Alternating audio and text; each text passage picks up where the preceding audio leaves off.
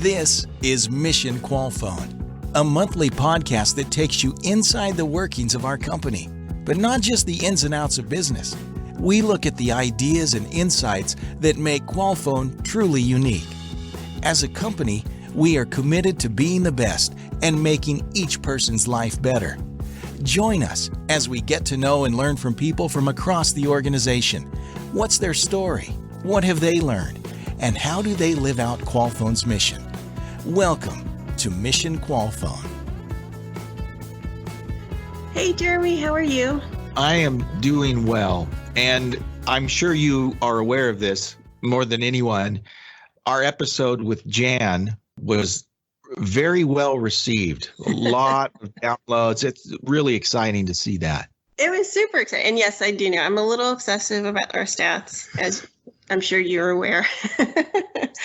And it was a huge lift for our little BPO podcast that we started. It makes sense, when you consider what a powerhouse the Philippines is, in the BPO industry. It makes sense that there's a big audience for that there. And of course, Jan's stature within the company, I'm sure a lot of those listeners were folks that work directly with Jan. So that was just really neat to see. Well, and what I'm so grateful for Jan for coming up and sharing his story with us.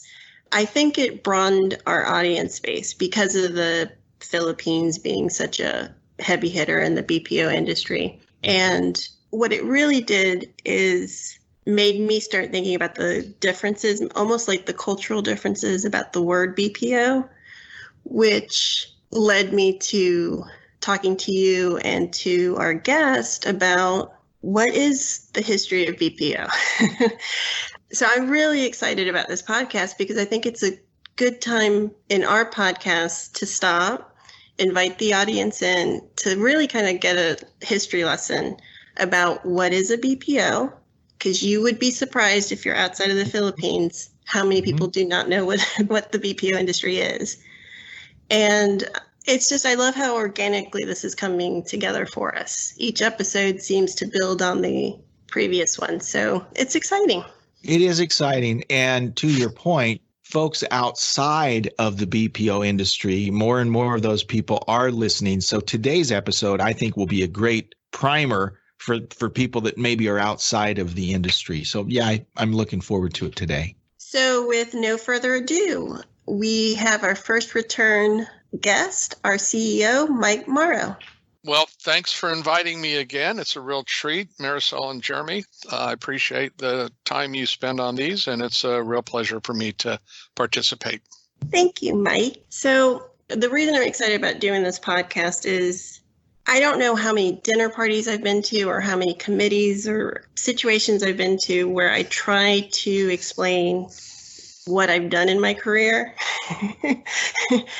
And I never seem to be able to explain it in a way that here in the States, anyone really knows what I do or understands the clients I've worked for or all the skill sets that I've been lucky enough to learn over the years. And when we did the podcast with Jan last week in the Philippines, you mentioned something about how the Philippines, if you say BPO, you know what a BPO is. I just recently was in a meeting for a nonprofit, and everyone around the table was, I'm a doctor, lawyer, financial planner, XXX. I get to me, and it goes back to a blank stare when I explain what I do.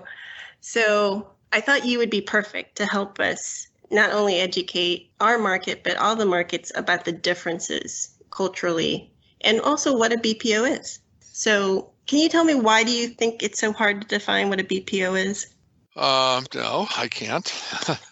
But I will tell you what my definition is. And in terms of the Philippines, by the way, I think the reason when you mention BP over there, it's because it's such a big part of their economy. There's 1 million plus people in an area the size of California working in that industry, and everyone knows someone, has a relative, whatever, that works in the BPO industry.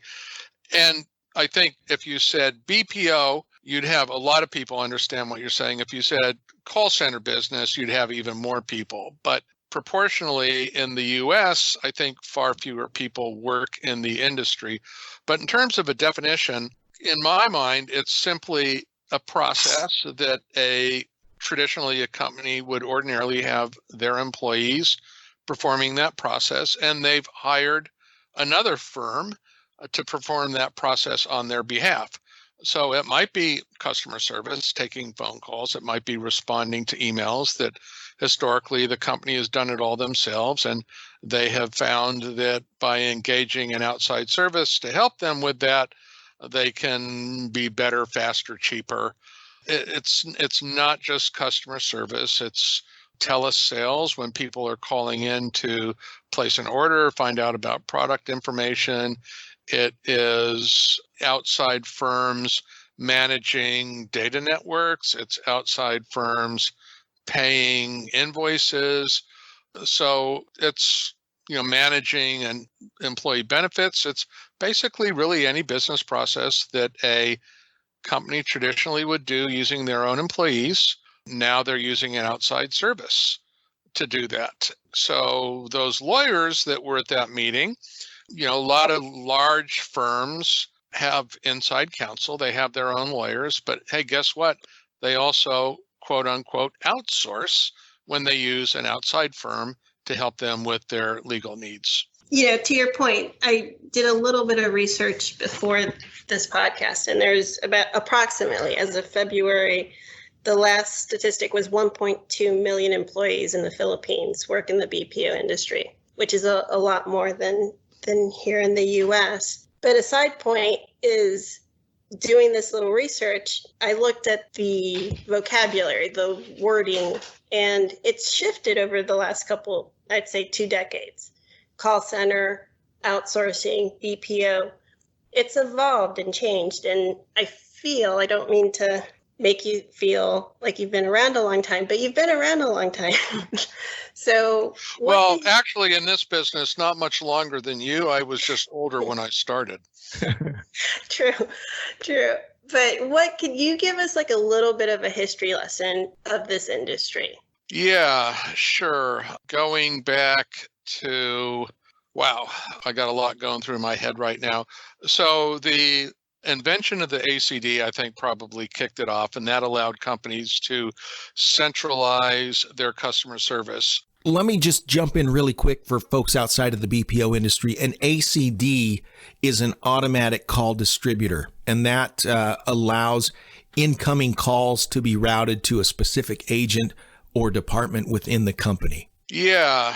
Instead of having customer service being handled in local regional offices, they were able to handle those in centralized offices. And then someone got the idea of, hey, there are places that we can do this a little less expensively. And there are these startup companies called outsourcers. I can have them help me with my customer service, which is primarily what it was, and also outbound telemarketing, which was a big part of the industry in the early days. Most of it's gone now because of do not call and privacy and so on. But it was getting outside companies to help them perform the services they provide their customers via the telephone. So large banks were early adopters. Some of the credit card companies, telephone companies were early adopters. And it was simply they were looking for a way to get help and at the same time save some money. Most of the outsourcing originally was done by companies in the U.S. for U.S. companies. And then the push, as always, to find faster, better, cheaper ways to do things. Someone discovered, hey, if I do this in Ireland or Canada or South Africa, I can do it for less than it cost me to do it in the U.S. So work started going global, and that's the invention of the term offshoring, moving work offshore. There was 2 decades ago a gigantic push into India. Someone said, hey, look there's 1.5 billion people that speak English, and it's a lot less expensive than doing it in Ireland or Canada.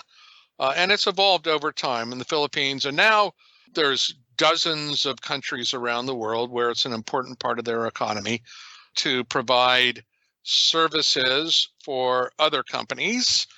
Major Fortune 50, Fortune 100s, pretty much all use BPO firms to help them with their business processes. And it's evolved well beyond just customer service. Again, it's IT functions, there's legal process outsourcing, human resource outsource processing. It runs the full gamut.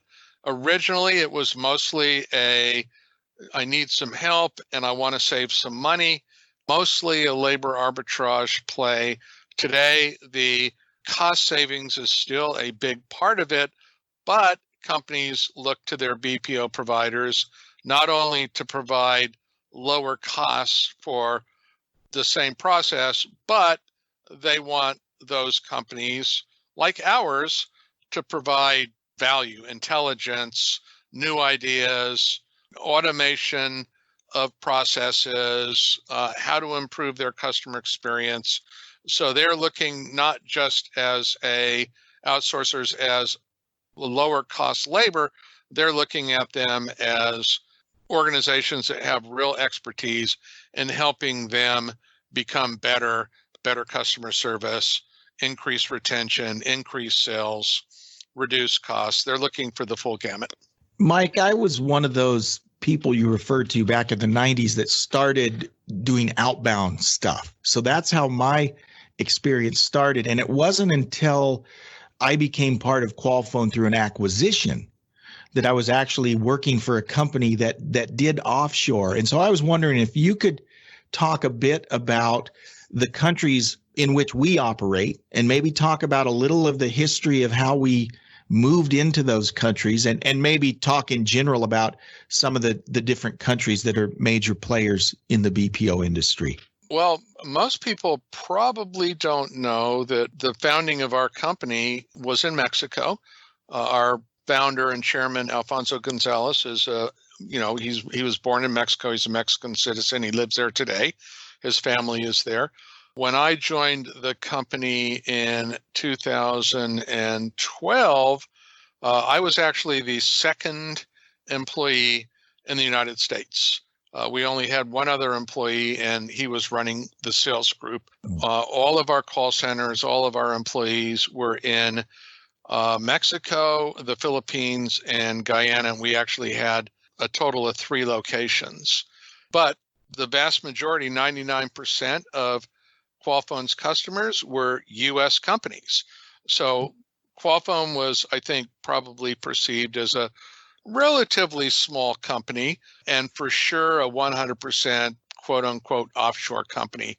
So our strategy was we needed to expand our geographic service offerings, and we had to include in that offering services out of the US because that was where the majority of our clients resided, and that's true today.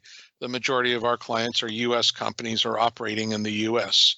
So we had 8+ years ago, we had 3 sites. Today we have 25, 26. And the reason I hesitate is because in a couple locations we have multiple buildings, and some people consider that multiple sites. Some people consider it a single site. So call it 25 sites. We have 10 or 12 in the United States. We have 6,000 plus employees in the United States today. Again, 8 years ago, we were 100% offshore. Some of that has come through us building sites. A lot of it has come through sites we got through acquisitions. So the first major acquisition that we did a couple little ones, but the first major one we did was Center Partners, the company you were part of. And when Center Partners came along, it was 100% in the US, I think 5 sites, maybe 6. Yeah. And what was interesting there is that all of those clients that Center Partners, the customers Center Partners had, were using other companies to provide services near shore and offshore. Near shore meaning in the Americas, basically, and offshore meaning somewhere other than the Americas. So one of the obstacles center partners had to growing was they couldn't provide a full suite of services to their clients. And when Qualfon acquired center partners, it allowed us to go to those clients and say, hey, we can do, LATAM, we can do the Philippines, and we've actually expanded. A lot of our business today is expansion with those clients that came along with the acquisition of center partners. But where we operate in the U.S. I probably don't need to spend a lot of time on that. We operate in the Philippines. We have 5,000 employees in the Philippines. We're in Manila, in Cebu, and Dumaguete, and we've been there for 15 plus years. So we know that market very, very well. The benefit of the Philippines, they have excellent English, and since most of our clients are in the U.S. and most of the customers we work with, their customers, our clients' customers, call and want to speak in English. So we're able to communicate well. It's a really good job in the Philippines. It pays very, very well, and it is important to their economy. So the industry is well respected, and there's a significant cost savings for our clients. The customers that we service in the Philippines, I think every single one of them, we also service out of the United States. So it's not a pure offshore only play. We have Costa Rica. Costa Rica, we got through another acquisition. It was a company, Dialogue Direct, that we acquired.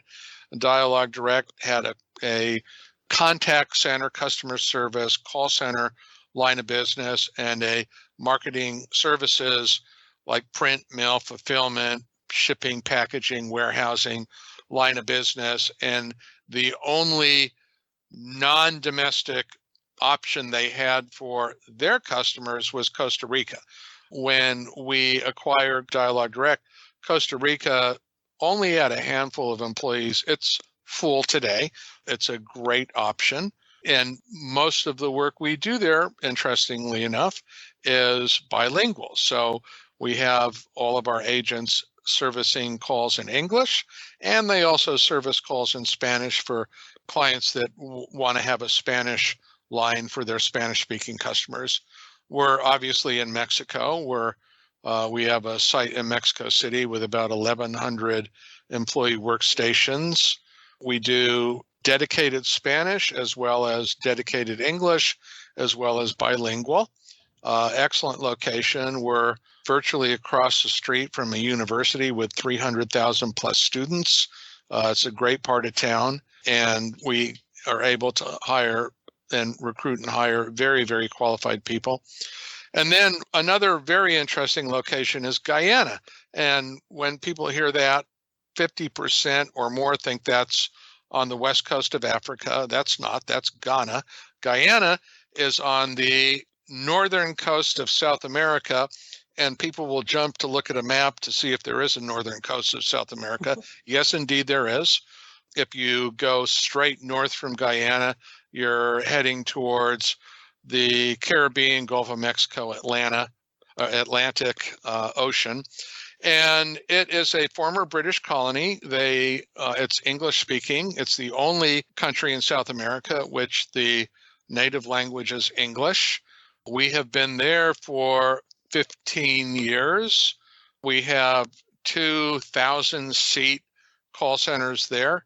It's a fantastic location. There's not a lot of competition.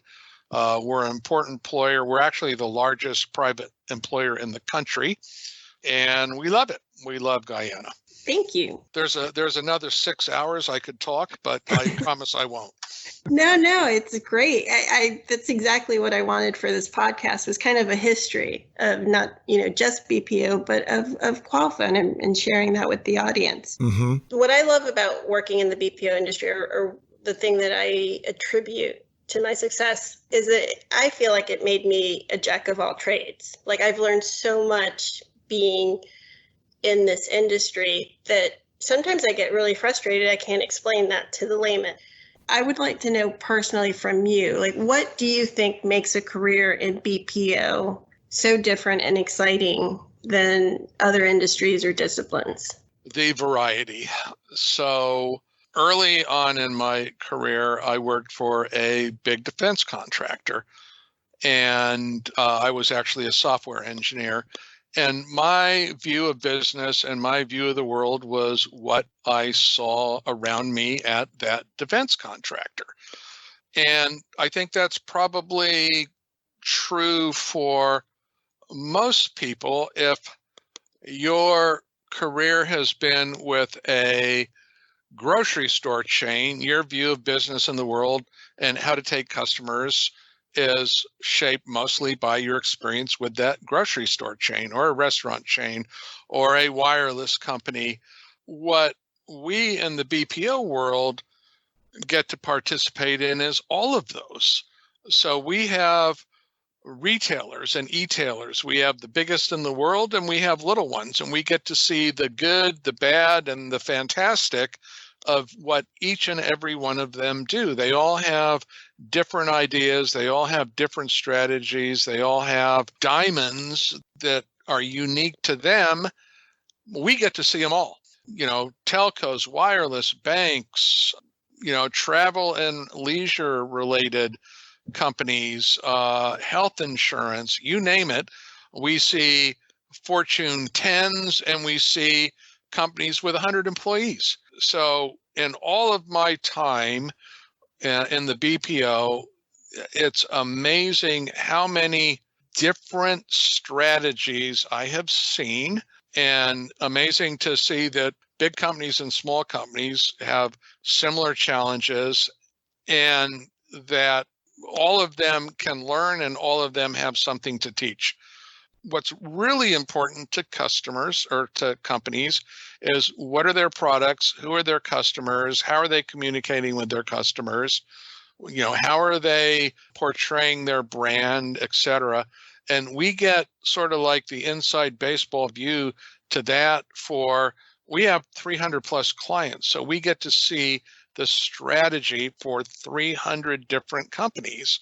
I don't think there's any other job, maybe an advertising firm or a marketing firm, something like that. But if I am an employee working at, one of the top 3 wireless companies, I don't get to see the strategy for customer care, customer service, sales, marketing for 300 other companies. I get to see it for my company and maybe 1 or 2 more.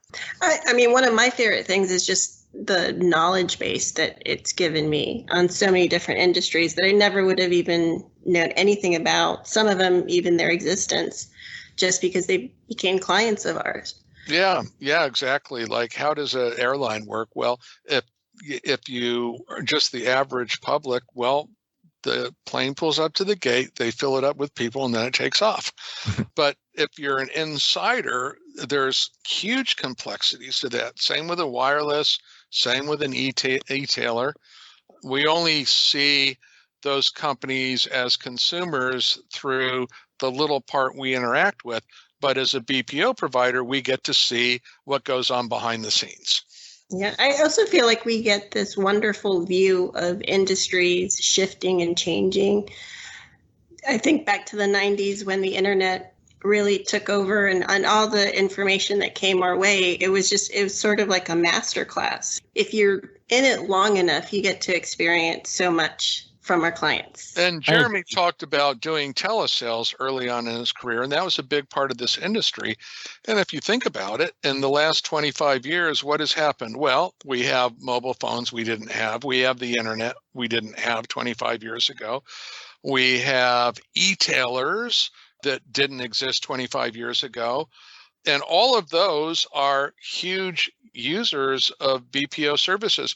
Rewards on credit cards, right? 25 years ago, there were no rewards program. I think the first rewards program, or one of the first, was AT&T Universal Cards. You got credit for long distance time by using their credit card. And that was 25 years ago, maybe? It's completely changed. Yeah, I can remember my first job Mike, we had dumb terminals, right? So this was pre-internet. We literally had CRT screen, green text that rolled across our screen with the information of people we and called. If it was really cool, you had amber text. That's right. Yeah. That's right. That's exactly right. Yeah. So this is a very competitive market space. We have lots of competitors. You've worked for several different companies in this space. How does Qualfon do it differently than the other BPOs you've been affiliated with?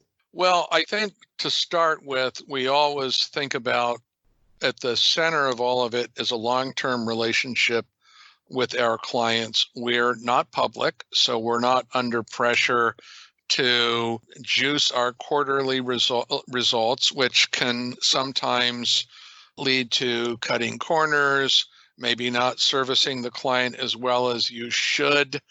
It drives bad behaviors. We don't do that. We say we want this to be our customer. By the way, we call companies that we provide services for, we call them clients. The customers are their customers. So we look at it, we want to have a 10 and 20-year relationship with these companies, and many of our clients, we do have 10 and 20-year relationships with them. We always think about the long term. We do not think in the short term. We don't do silly things short term that could jeopardize that relation. We also are, the name of this podcast has the word in it, Mission Qualfon.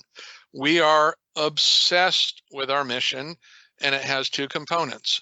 And we think those two components are critical and core to us being a great BPO provider for our clients. One of them is be the best.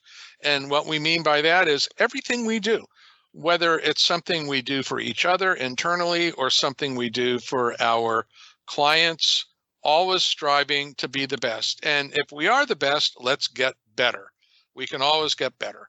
That would be the way we recruit, the way we train, the people we hire, the help we give them in performing their duties, the effort and value of the insights we provide to our clients. Every single thing we do, how can we be better than our competitors?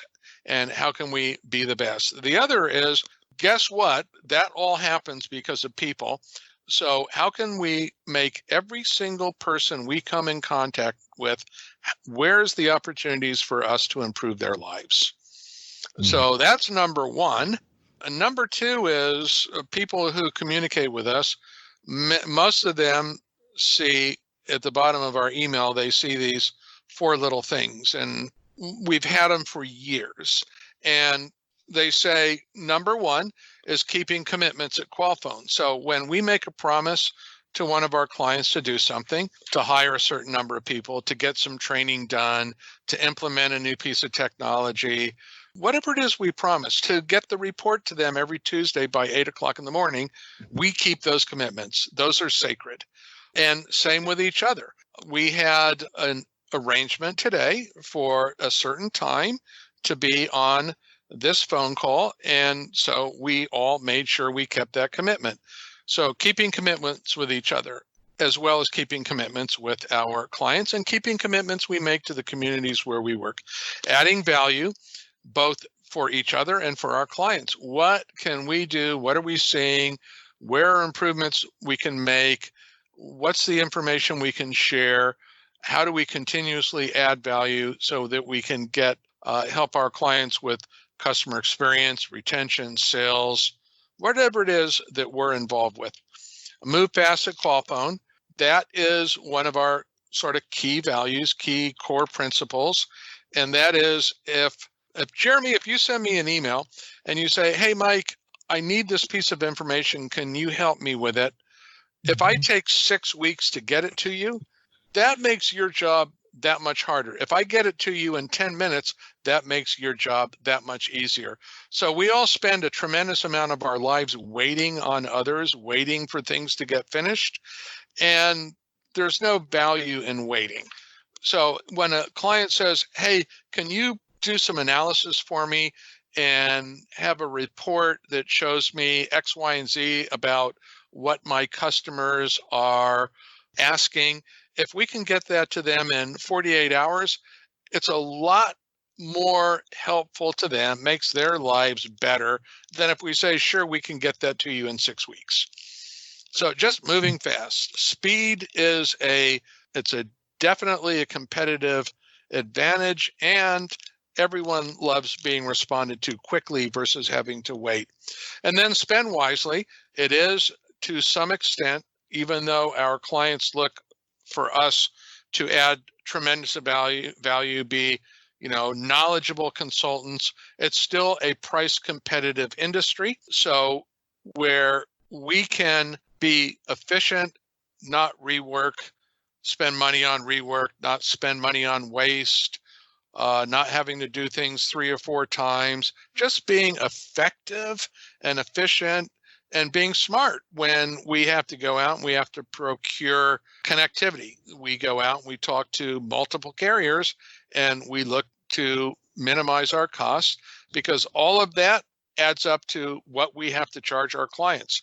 So if we spend more wisely than our competitors, we can provide a more competitive price than our competitors. When I saw that, when I came to work for Qualfon this last time, I saw that in the emails.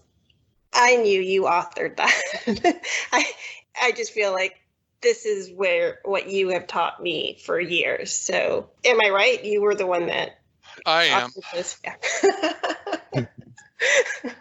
Well, I put myself in the shoes of our clients and say, what do they want? They want us to keep our promises. We sit down and we go through a process of winning them, and we make all kinds of promises. They want us to keep those promises. And we say, hey, we're going to add a whole lot of value. We're going to give you all these insights and help you with your customer experience. Well, we should do that because we said we were going to. And during the pursuit process where we're trying to win a new client, we're really fast. They ask us a question and we get an answer to them, the next day or that day, or we're working on a contract and they send red lines to us and we respond to them in 24 hours. So we're showing them that we're fast, and we're developing a perception. If we win the business, we have to prove that wasn't just something we were doing to win the contract. That's who we are. And I could say you live this in everything, like even in the way you move, the way you add value, but also how you spend money, because I do your expenses, so I can speak to that. You live this. You aren't just pushing this on as a Yeah, and in my defense, I want to use 2 terms. One is the term cheap. I think being cheap is the wrong approach. The other is frugal. And frugal, the definition to me of frugal is spend wisely. Yeah, and you've always been like that. You've always asked for multiple quotes on things, and this is how you do business. Mike, thanks so much for taking the time again to talk with us here on the podcast. And thanks so much for the information that you shared with us today. Thanks. This was really enjoyable. But I have to say before we're done, it wouldn't be possible without the clients that we service. So thank you to all of them. And it wouldn't be possible without all the great people at Qualfon that make it happen. So thank you to them. So episode 8 is in the can. I'm so glad he came back and gave us this history lesson. Obviously, you can tell, I think, that he's a giant in the industry. And I personally am excited that we get to document this and share it with not only people within Qualfon, but people outside of Qualfon. Well, yeah, and that's the thing that really jumped out at me is for someone who's not familiar with the BPO industry, this is a really helpful conversation. So that's great. And I think Mike did a great job. Well, we wanted to welcome all our new listeners, and we really appreciate you taking the time to listen to our podcast every other week. And we invite you to subscribe on whatever platform you listen to our podcast on, and rate and review, because we are obsessed with stats. Thank you. Thank you, Jeremy. Thank you, and I'll see you next time. Bye. Thanks for listening to this episode of Mission Qualfon. Remember, you can find us wherever you listen to podcasts. Please subscribe, and we'll see you next time on Mission Qualfon.